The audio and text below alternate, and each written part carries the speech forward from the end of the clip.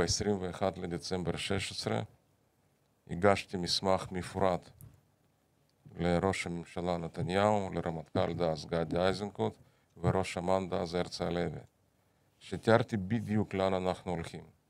כל מה שקרה 7 באוקטובר 23, בדצמבר 16, כל האנשים הרלוונטיים קיבלו, ראו מסמך שמתאר אחד לאחד. אז כשראיתי את זה, זה מיד הסתדר לי. וכמובן, הרבה מרירות, הרבה תסכול. אבל אני מכירה אותך, אתה איש של מעשה, לא רק מרירות כן. ותסכול. לא הרמת טלפון, לא יזמת לשיחה עם אפילו נתניהו.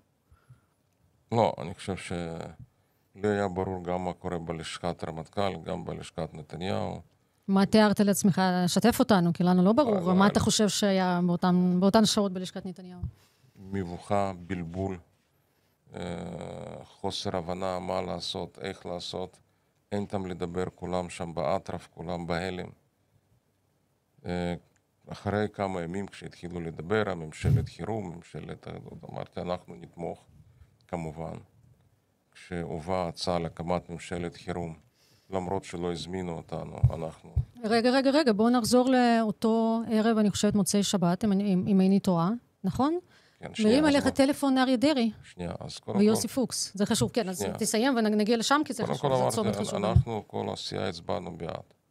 ואמרתי, גם כשאריה דרי הרים טלפון, ואחרים, והשיחות אמרתי, תקשיבו, אנחנו לא צריכים הסכם קואליציוני. אני לא צריך תקנים, לא צריך תקציבים. יצאו שיהיו שני שרים, אני לא צריך שר שני. אני מוכן להיכנס בלי כלום, אבל אני באמת רוצה להיכנס מתחת לאלונקה, ואני רוצה להיות במוקד קבלת החלטות.